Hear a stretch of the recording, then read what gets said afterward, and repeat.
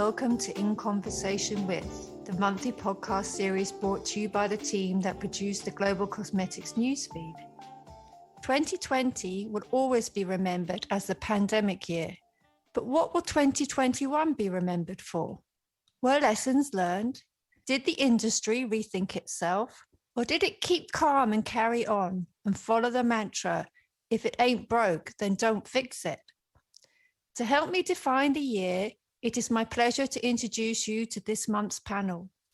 Hello and welcome to Mallory, Huron, Strategist for Beauty and Wellness at Fashion Snoops. A warm welcome back to Eva Teixeira, CEO at the Good Face Project. Hello to Beatrice Aidin, award-winning journalist, editor, and brand consultant. And hello to Wayne Liu, General Manager at Perfect Core.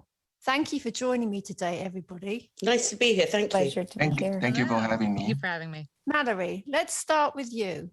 What were the key social drivers Fashion Snoop tracked that impact the global cosmetics industry in 2021? So 2021 was an interesting year for color cosmetics, I think. With the global rollout of vaccines, we saw sporadic glimmers of hope and a return to somewhat normal functioning worldwide, which boosted makeup brands. A recent statistic that I read recently is that the color cosmetics market is expected to surpass 50 billion USD by the end of 2021, which I think is better than what anyone expected or hoped for during 2020. So from a trend perspective, aside from trends like the paring down of routines or the skinification and hybridization of makeup, one of the biggest prevailing themes we've seen throughout 2021 has been a need for experimentation, play, and mood-boosting products. There's a real societal need to express our emotions through makeup, and we see consumers seeking out makeup not only in terms of re-engaging in social activities, but also as a source of cathartic release, as a creative outlet, or simply as a way to pass the time and hone one's skills. Incredibly bright, bold, and vivid shades were seen across the global runways for this latest season, along with creative artistic looks. And throughout this year, we also tracked a seemingly endless parade of nostalgic product launches and collaborations, which is understandable as consumers increasingly seek out comfort and throwback favorites. All of this really speaks to how makeup has served as a therapeutic activity for consumers throughout the last year, which I think has helped fuel its continued growth. And of course, we've also watched the inclusivity conversation evolve throughout 2021, as worldwide there's been a growing desire to connect and uplift our global community, in addition to the important social justice reckoning that swept the world since 2020. In 2020, we experienced a global shockwave of social justice and cries for accountability. But in 2021, we saw these demands shift in tone as there was a desire to celebrate all cultures and highlight the needs of diverse consumers. And we see trends like melanin-rich, culturally rooted products emerge, along with more niche options for people of color, with brands like Pound Cake offering a range of red lipsticks and a helpful lip quiz guide specifically designed to find the perfect matching shade of red for deeper skin tones. And for the R&D community at the Good Face Project, Ava?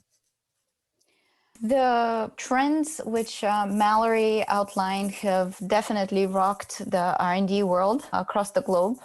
At this point in time, the Good Face Project serves hundreds of brands that are creating thousands of products every month. And what we see across the board are a few really, really strong trends. The first one is, of course, that for inclusivity. However, those who formulate products no longer just use inclusivity as a marketing call to action.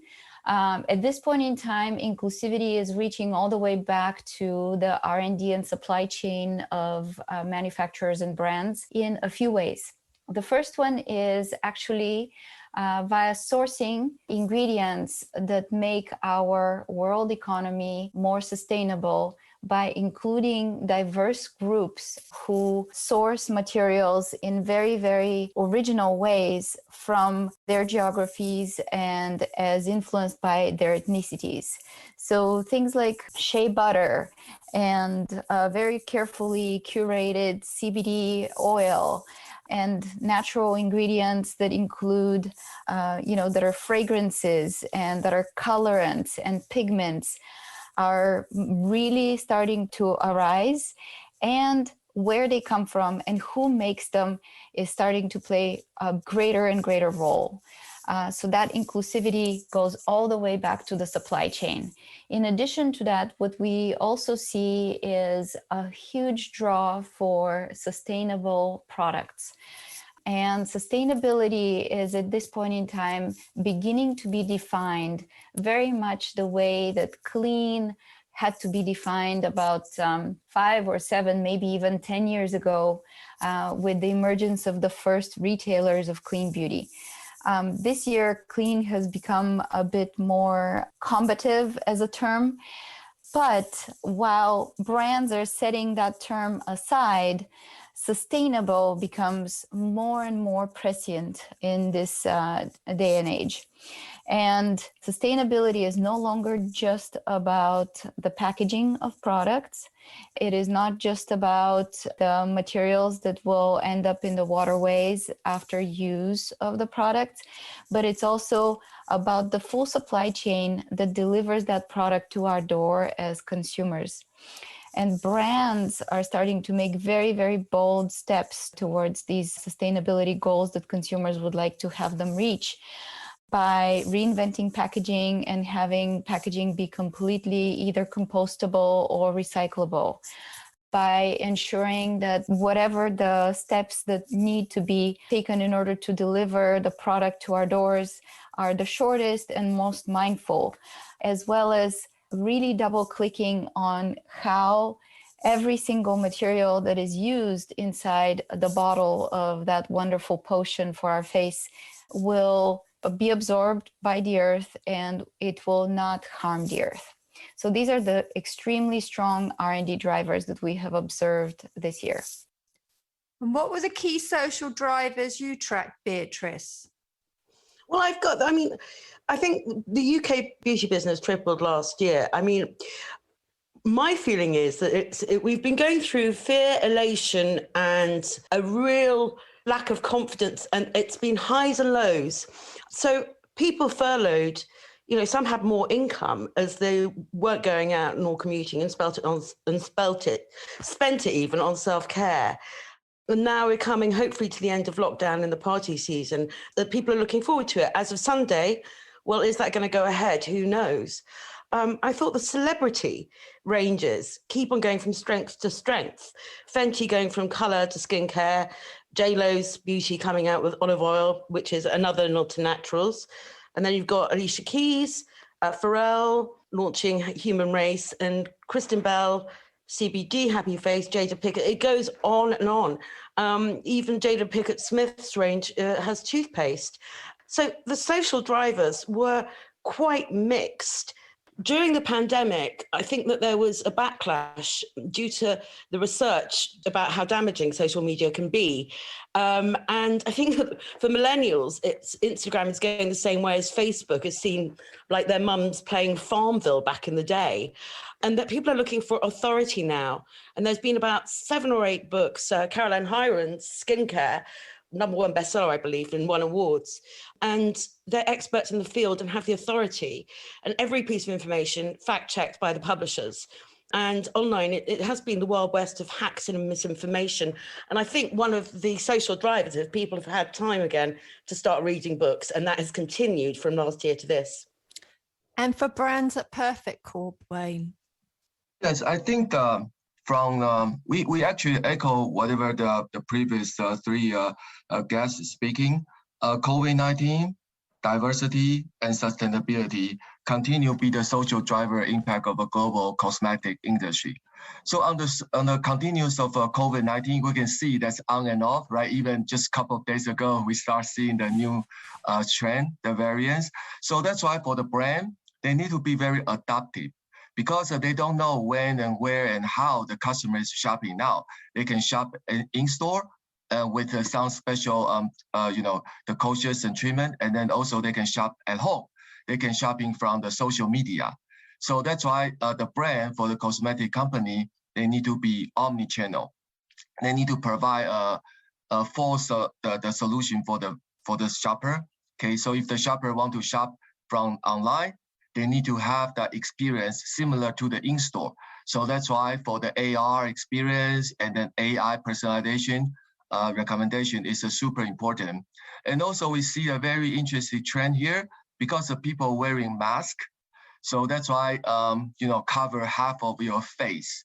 And then the lipsticks it used to be the focus point, like lipsticks, but right now the eye makeup become the focus point because the mask.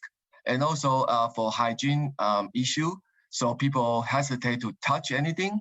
So that's why the population start using a QR code and try to scan and get some experience from their own devices. They are hesitate to touch the public devices. So that's a very general trend we see from the impact of COVID. And also from diversity perspective, we see the brands start to explore the makeup and skincare for different skin tone and ethnic, especially for the skin tone, because of that, the brand want to have a wide variety, the coverage of the skin tone. For example, when we doing the foundation, usually the foundation has a very limited selection only for certain skin tone. But right now the brand want to expand that, and they want us, like the technology provider, be able to detect and understand different type of skin tone and recommend the best the product. Last one is, of course, the sustainability. So people is aware of that sustainability and all the social impact and environmental impact. So that's why everything on the virtual side does help. Okay, so the light AR try-on that prevent the unnecessary transportation, excessive printing material, and other waste associated with the physical goods become very important. Okay, so then people start to not only see the AR, especially like AR try-on, as something fun and interesting to have, but it become a must for the brand to provide this AR try-on in their offering because it's a part of their statement about sustainability. So that's why we see the three social drivers. One is COVID, diversify, and then also the sustainability. So Mallory, what were the key digital drivers Fashion Snoop tracked that assisted the global cosmetics industry in 2021? Well, as we continue to move our lives online and embrace new innovations, we've seen how technology is reshaping the global color cosmetics industry. I think 2021 was certainly an interesting year for digitization across makeup brands, as we saw companies build upon the progress they'd made the previous year when companies were forced to accelerate, innovate, and adapt to a near all digital reality due to pandemic restrictions. Within 2021, the theme has not so much been the necessity of digital developments due to the pandemic, but more that our very concept of what makeup even is changing as the metaverse expands. We saw this shift play out across 2021 with everything from live stream shopping on social media platforms, phygital retail experiences, on-demand app-supported beauty product deliveries through apps like Uber Eats, and even text-to-shop strategies from major players like Walmart. Filters, digital makeup, and NFT makeup products have been instrumental in this shift, as we saw consumers embrace the digital avatars and the digital presentation of themselves as an essential part of their personal brands, not just a futuristic form of fun. Consumers really want the same level of sophistication, choice, and experimentation for their digital selves that they choose for themselves in reality. And we're seeing color cosmetics brands get wise to this as they partner with apps, social media, and immersive virtual environments to promote their products. Gaming, of course, also remains a key area of focus as brands continue to partner with gaming platforms to increase their exposure within the gaming community and give product fans an option to interact with their aesthetic within digital environments. Some recent examples include Mac's collaboration with Xbox, even luxury beauty brands are getting in on the game, with Gucci Beauty partnering with fashion game Dressed, or NARS partnering with the gaming app Zepeto to create a range of NARS makeup looks for digital avatars. And of course, I'd be remiss to not mention the continued massive influence that TikTok had on global cosmetics throughout 2021. As Gen Z continues to drive makeup experimentation and beauty trends on TikTok, we see popular recommendations go viral and result in huge, unexpected profits and buzz for beauty brands, proving the powerful role that TikTok has in driving sales. And for the R&D community at the Good Face Project, Eva, what were the digital drivers? The R&D community has continued to leverage more and more platforms that impart transparency on both the supply chain, but also on the actual R&D process. And these digital platforms are actually driving for greater and faster, if you will, at the fingertips of the R&D professional information about every single ingredient.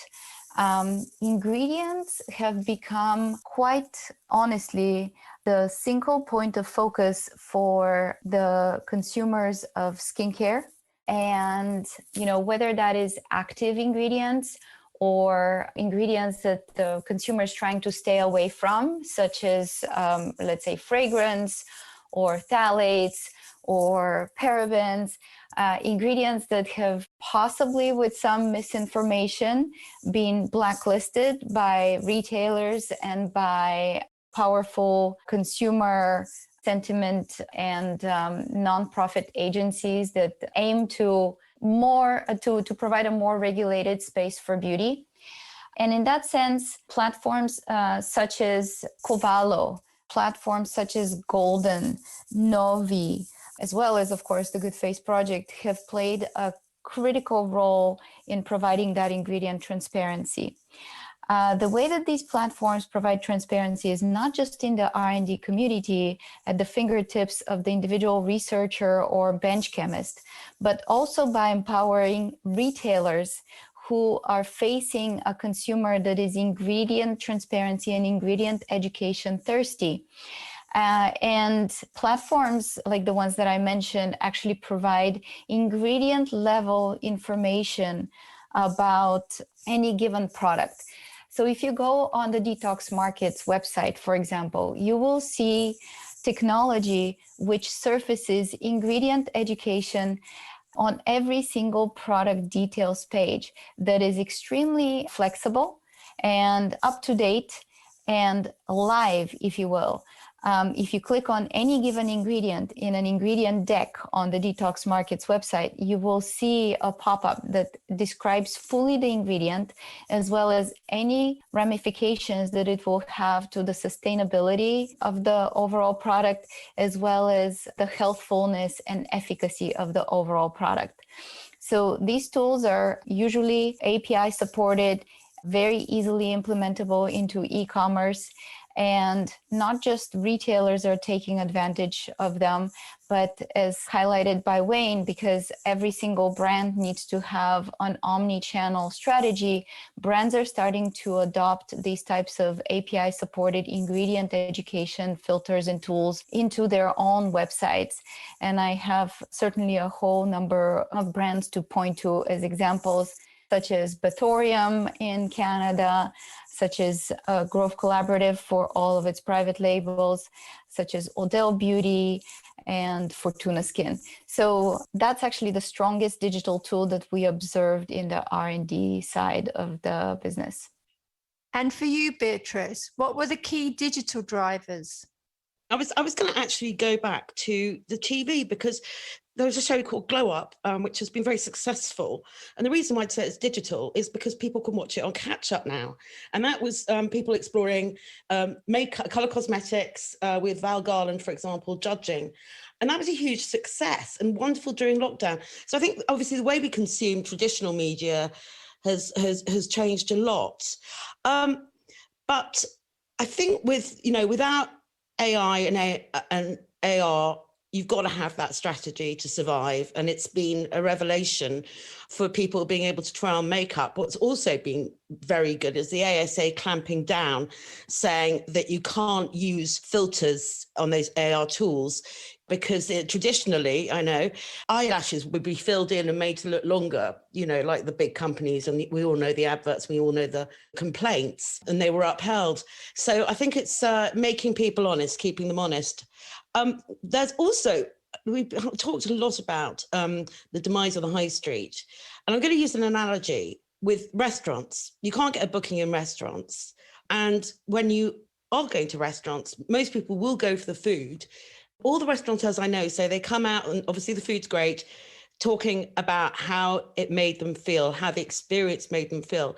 And people still want the love of human contact. And I think that there's only so much you can replicate digital and how we buy. And there's definitely a craving for human contact, almost too much, as we see with people wanting to go out, illegal raves happening last year. And finally, my point is about key digital drivers. Celebrities, they're creating their own content. And it's not the content that used to be created by studios, it's through social media, not only as brand ambassadors, but it feels like it's following on from the perfume trend of the 90s. But now they own their personality and what they put out. I think that's a really important point, because the cult of personality is back. And then again, that links back to wanting human interaction. And for brands at Perfect Corp, Wayne? Yeah, so Perfect Corp, as I said, we are a technology provider, and we've been working with almost like 300, almost 400 brands globally. So that's why we are in the center of the digital transformation. We see a couple of key trends. The first one is really online shopping become more and more popular. And then there's a boundary in between online and offline, which is like a physical store, become a blur. So that's why how to get the online shopping experiences more real. That's all the brand is trying to do. For example, as I mentioned, not only the AR, because the augmented reality, the try-on become a must. Also, the brand try to do something that's innovative. For example, they try to mimic the real in-person experience. For example, in the beauty consultant, the consultation is very important. So how can you do this kind of a consultation with the online experience?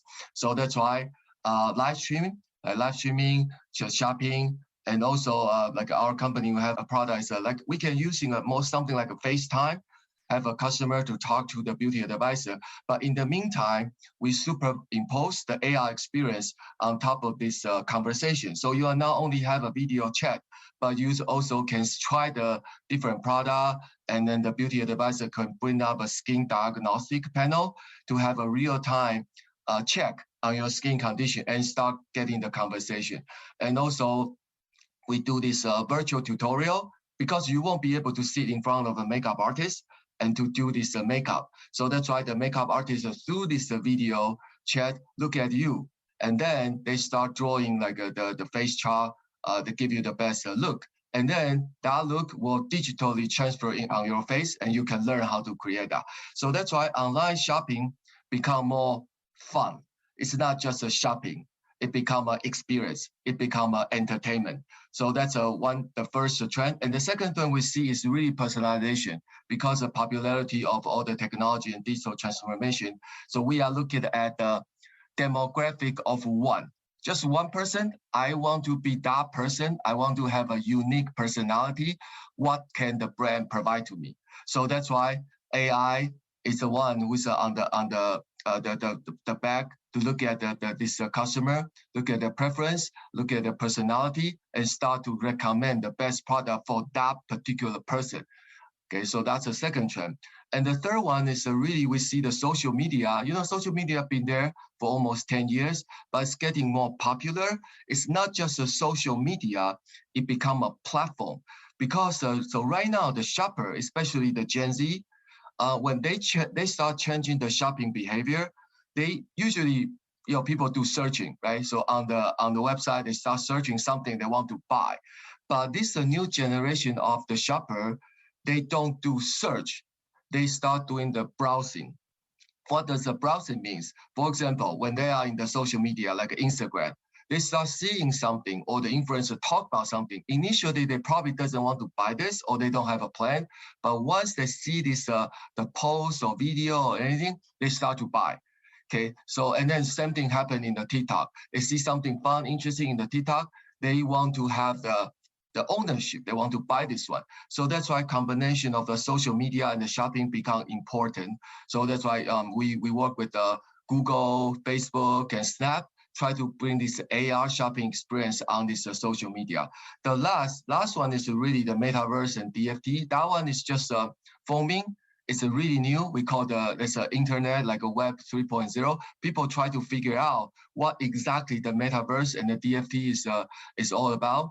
And the beauty industry used to be more like a traditional and stable, but right now they are changing. So they have become the very first industry to jump onto the DFT. For example, we see Elf Cosmetic, we see NARS, we see Clinique. They start offer their DFT to their customer. But right now, DFT is still they're using as a more like a loyalty type of thing. If you purchase the physical goods, I will give you a DFT you can own. However, I believe as time go by, people will start figuring out how to use DFT. Potentially, that can be a replacement of the digital ads. Later we can talk about the government because as the privacy or the rule impact the digital ads. So DFT potentially can be the replacement for that. So that's a lot of digital transformation and the digital trend, digital driver happened in the 2021. Interesting. Mallory, what were the key environmental drivers Fashion Snoop tracked that impacted the global cosmetics industry in 2021? Well, firstly, throughout 2021, we only saw sustainable resolve strengthen among consumers. And we know that younger consumers, especially Gen Z, are becoming increasingly invested in ethical and sustainable beauty routines. Over the course of 2021, we saw the global cosmetics industry respond with a variety of innovations to address the environmental crisis. We saw the continued push for not only more intentional, conscious consumption, focusing on ethically sourced ingredients or raw and sustainable materials, but also an eco-friendly paring down of routines. Also throughout 2021, we saw brands and consumers alike focusing on both packaging solutions as well as the formulations themselves. I feel like first we saw this huge focus on natural or organic ingredients within formulations. Then we saw it shift towards sustainable packaging. And now we've come full circle where we're seeing a focus on both the packaging and the product formulations themselves. Certainly this year was a year where refillable products saw huge growth, especially in terms of frequently used and disposed of products like mascara or eyeshadow, with Glossier debuting their palettes that are designed with eco-friendly materials and a refillable format. We also saw a huge expansion of an interest in biotech materials, which we're really seeing as the future of sustainable beauty. Biotech ingredients have the potential to not only revolutionize packaging materials to make them more biodegradable, but also in terms of replacing unethical or unsustainable ingredients within lab formulations themselves. We saw everything from biotech alternatives to palm oil to lab-grown collagen alternatives or lab-grown ingredients like fermented actives or algae. And speaking of algae, over the course of 2021, we also watched the huge growth of the blue beauty movement, which we've been tracking for a while as we see the concept of green beauty switch to blue beauty due to our increased focus on the health of ocean environments. We saw beauty brands like Biossance, Chantecaille, Shiseido, and La Mer bring attention to blue beauty solutions, especially on trending social media holidays like World Oceans Day. And what were the key environmental drivers for the R&D community at the Good Face project, Ava? Siobhan, I think that Mallory summed it up very, very well. I really couldn't say it any better. Sustainability will continue to be a very, very strong trend, and it goes from packaging to formulation to also supply chain practices. And brands are more and more eager to showcase all the good that they do and all the stretch goals that they have in those aspects. In terms of biotech materials, I couldn't agree more. I think that in the next, at least from the innovation side that we see here at the Good Face project, with all of the raw materials that we observe coming into formulations of not just breakthrough, small and independent brands, but also of powerhouses such as L'Oreal and Target Private Label, even. Materials that normally are very, very low cost and easy to procure, extremely well understood, such as talc powder or silica or SLS or a number of other surfactants are starting to find their counterparts, their answers in the biotech community. And as these biotech and new materials, novel materials make it to the marketplace, they hit the marketplace with a pretty high cost for the manufacturer. But the consumer demand for better materials that are better understood and that don't harm the earth is so strong that brands are making those investments, if you will, in these novel materials, which of course in turn is helping the new manufacturers of these materials climb up the learning curve and achieve economies of scale much faster. And that will only continue to improve the likelihood for us to see sustainably provided, ethically provided biotech materials become a kind of a commonplace within the next few years. How about key environmental drivers, Beatrice? I think, oddly enough, the big story this year was soap and bar soap. Obviously, for every launch, there's got to be a sustainable aspect. As a journalist, even to the point of the packaging, when I get a sample, I'm looking at that and thinking, oh, I don't need all that bubble wrap. And that has changed very much. But with soap, people have realized that you can use a bar of soap like your grandfather did. One company I spoke to, the Little Soap Company, launched in 2008, but has seen in the last 18 months during the pandemic, they sold 426,000 bars. And during its 13 years, also estimates to have saved 1.3 million plastic bottles from being used because people have been using soap instead. And I think that was a very interesting thing to come out, driven by the environment. Having said that, it's actually a very complicated business for other people than soap manufacturers when they're small businesses. And every time I've interviewed small beauty brands, they say they really are doing all they can. And that's all we can ask for now. They're doing everything, but they're not in a situation like the multinationals, which can swallow up all the additional costs with mass distribution. And also, when I spoke to one business owner, and I really need to check this, but she said that all the big companies like Coke bought up the bottles that were supposed to be used to recycle for packaging. And so they can't compete with that. And yet everyone says, oh, why don't you use cardboard? Well, then there's not going to be any trees left. So it's a very complex issue. And I think it's been oversimplified.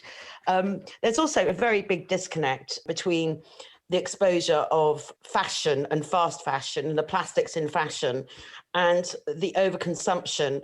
And yet beauty, for some reason, gets an awful lot more flack than fashion does. And it's also what needs to be addressed, which I find very interesting, is it's not just the packaging, it's the waste thrown away in the bottle. Arnaud Plaz, co-founder and CEO of Prose, the bespoke hair care, said in his research, he estimates that between 20 and 40% of beauty products end up as waste. Now, we're talking about what's in the bottle. According to one expert I spoke to, 90% of kitchen waste is recycled, as opposed to food, which is around 50%. So the point is that people have leaving product in the bottle and they can't be bothered to clean it out and recycle it. And I think we need to raise awareness of that.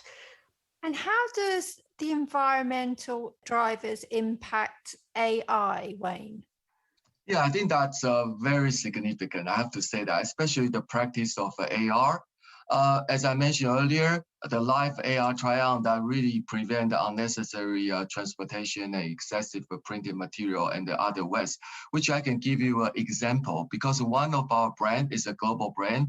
They do hair color. They usually previously they have this small sample on the bottle. So they distribute this sample to the customer. But since they start using AR, all the customer, it can be a salon, it can be an end user, they just need to try, they use their smartphone, the mobile phone, and have the AR try on. So collectively, it's pretty amazing. They told us last year, just because using AR, they saved 56 tons of plastic waste per year. So that's pretty amazing. They see how much they can save. And on another example, which is on the paper, we work with one of the largest direct sale. Without mentioning the name, the direct sale company, the largest one in the world. So they say previously they usually have about more than 1 million sales rep, direct sales rep, and then usually they print this catalog. It's about 100 pages or even more. And then they print this twice per year, okay, like a first half and second half. So think about it. So every year they print pretty much like a 2 million copy, just on the very conservative side. And each copy has 100 pages. So it's 200 million pages. That means the paper. Okay, since they're using AR, they pretty much, it's not 100% like reduce and deduct all this catalog, but they pretty much try to replace all the paper catalog with a digital try-on. So in that cases, they save 200 million page of paper, not just the tree, but also how you consume after you dispose this paper, right? So that become pretty much the safe for the environment. You think about this, if every brand start using the AR try-on and save plastic, like 57 tons per brand, and also 200 million page of printed catalog per brand, and you can think about how much we save for the environment. And also one interesting we are seeing that is using the AR not only just for the consumer facing, but also some of the brands start using this AR as an early design, the package design, and then or the color design. So they pretty much using AR as a virtual prototype to save lots of the waste at the early stage. So brand can use the AR to visualize the product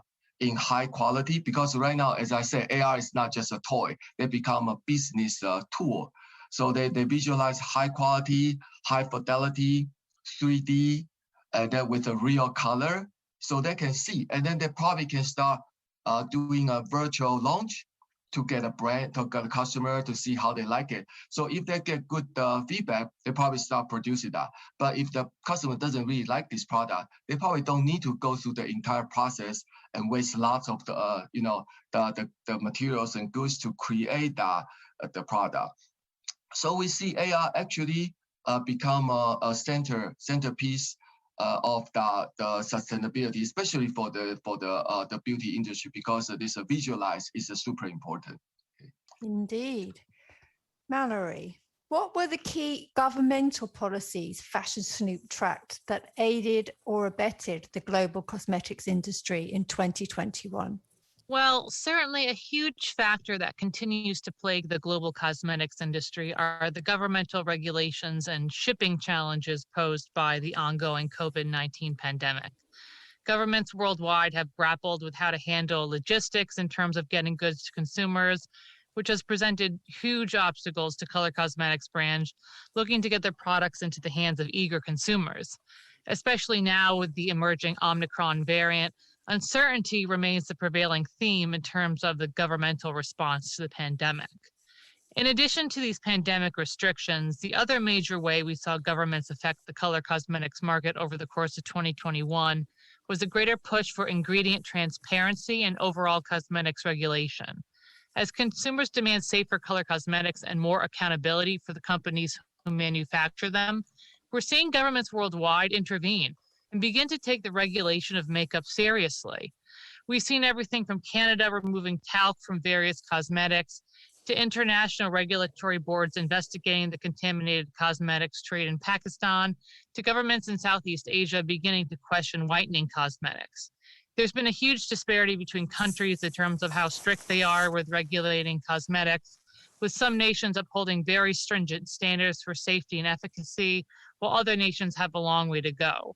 Within the US, for example, some steps we saw in 2021 from a governmental standpoint have been states like California and Maine taking steps to regulate certain ingredients or claims, while we also saw the introduction of the Safer Beauty Bill, which takes aim at everything from toxic-free formulas to greater supply chain transparency to safer products for communities of color and salon workers. So some progress, but overall a long way to go with huge global inequity in terms of addressing this issue. And for the R&D community, Eva? Siobhan, the R&D community's world has been rocked by fast evolution of regulations. While it is true that regulations globally are very, very inequitable, I guess, in protecting the consumer from things like toxic ingredients, consumables that will harm the downstream, wellness of not just the consumer, but also livestock, waterways, and the overall environment. What we see is a very, very fast acceleration of more regulation. The European Union, as usual, has led the way. This year, the European Union had one update to its restrictions early in the year, and just about a month ago, it added 23 more ingredients that were either completely banned or with revised concentration cutoffs to formulas. That is just in one regulation. But when we think about all of the global regulations that we track here at the Good Face Formulator, and we enable R&D folks to, formulate with those restrictions at their fingertips, we see fast revisions from places like Australia, Canada. A lot of countries in Asia have begun leading the way, such as Korea and Japan. And actually, South America is joining these efforts slowly but surely. And beyond that, what we see is actually the retailer acting as a regulator in the countries where regulation has been slow. Specifically in the United States at the federal level, the Safer Cosmetics Act has been in the works for a long, long time. And by the time it actually makes its way through and becomes some sort of a law, whatever its expression becomes after the legislative process, the retailers are not pausing. So Sephora has evolved greatly its Clean at Sephora restrictions, and at this point in time, it has evolved them to include planet-friendly restrictions that further specify packaging and supply chain implications. Huge retailers such as Target are taking note and are immediately following Sephora. And of course, the likes of Ulta and other retailers in the United States have really nothing left to do but to actually follow suit, because they're fearing losing market share to the leaders. And with that in mind, the retailers regulating ingredients and materials has really become the bane of the R&D and regulatory personnel existence in manufacturers and brands. These restrictions are popping up very, very quickly. They're popping up without much notice, and because global regulators take much longer, retailers actually are putting very, very short lead times for brands and manufacturers to comply with revised regulations at their shelves. One brand that we work with very closely on formulation put it, who cares that I can be distributed in the United States if I can't make it on the shelves of California or Sephora? So that is a huge part of regulation that the beauty industry needs to start monitoring more closely, apart from the governmental regulation side. And what were the key governmental policies you tracked, Beatrice? Well, I don't think we can ignore the Brexit uncertainty. And distributors have now become importers from the EU, which is a completely different game for everyone, with luxury brands from big houses having samples stuck in Europe, partly because of the paperwork, but also because the lack of HGV drivers and the shortage in September. I actually don't know what's happened since then, but I know that it's become a nightmare for business owners who did not anticipate Brexit happening. The good thing that I would say is that the Telegraph newspaper and Sonia Harrier, who is the beauty director, and the CEO of the British Beauty Council, they have worked very closely with the Chancellor of the Exchequer and really lobbied and got lots of coverage to get the British beauty industry taken properly. And by that, I don't mean the cosmetics industry, but I mean hairdressers, most of who fell through the cracks being freelance. And that, of course, affected the sales in salons and the use in salons of shampoo, conditioner, etc. But I think that the real problem is that we need to have Brexit unlocked and know what is going on. And what were the key governmental drivers affecting AR and AI at Perfect Core, Wayne?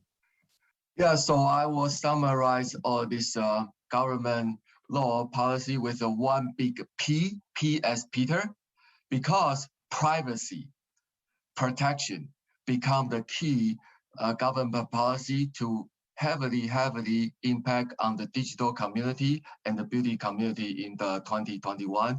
We know GDPR has happened in Europe a couple of years ago since then. And then we have a BPAR in US, which is Bioinformation Protection, the Act. And also just recently, early this month, at the November 1st, China actually passed the PIPL, which is the Personal Information Protection Law. So you see lots of P here: privacy, protection, policy. So I believe that's good for the consumer, because as the digital information and digital media and also online activity getting increasing dramatically. So that's why certain protection is necessary. And then the brand is trying to figure out a way to protect the customer, especially from the digital provider perspective. We will try to provide the customers privacy and their information, especially when we get into the AR and AI. So it's lots of personal and very close information about the individual. So that's why the full industry is aware of that. And then also we try to compliance. However, on the other side, I have to say some of the policy, if they're going too far, they become more like a hurdle for lots of brands. They rather say, let's not do anything innovative because we need to comply with the law. So this how you gonna treat this the privacy law and also policy. We need to find a balance point. But again, I will say that the trend here is we will see the privacy law is only getting stricter. It's more like a more law to protect the customers' the privacy and information. That's a point of no return. We will only get a more stricter rule on that. Indeed. And Mallory, how would you sum up the global cosmetics industry performance over the past 12 months? Well, it's certainly been a wild ride following the global cosmetics industry over the past year, for sure. I'd say if I had to sum up performance worldwide, there's certainly been a lot of encouraging progress and adaptability by brands in response to not only the global pandemic, but also in response to social justice movements and calls for greater sustainability. So it's been surprisingly resilient, I'd say, but there's still a long way to go on the road to recovery, as we're still seeing slow response times to these major movements like inclusivity, digitization, and sustainability. And consumers remain more vigilant and critical than ever of brands who fail to adapt or authentically represent themselves. That said, we've also seen so much joy and excitement through makeup. with numerous innovative formulas and next-level products that speak to how consumers have found solace in makeup experimentation and expression. It's been a year full of surprisingly fun makeup launches, seen in all the nostalgia-themed products and celebrity brand launches, which I think has been fueled by this pandemic phenomenon where we're both learning to appreciate what we once took for granted, but we're also re-examining routines that have stayed the same for years. Makeup is no exception to this. Over the past year, we've seen consumers boost their mood through the joy of makeup, while makeup has also served as a medium for the greater questioning of our routines, ethics, and lifestyles. So certainly interested to see where 2022 will lead us. And how would you sum up global cosmetics industry performance in 2021, Eva? So overall, the industry has really become, a favorite pastime, I believe, for all of us who are quite honestly growing a bit bored and a bit restless at home. And it has become an outlet, like Beatrice and Mallory mentioned, of creativity and self-exploration. And that has really fueled the industry's growth. But more than that, it has also repurposed the industry's place in the world of the consumer and has solidified it.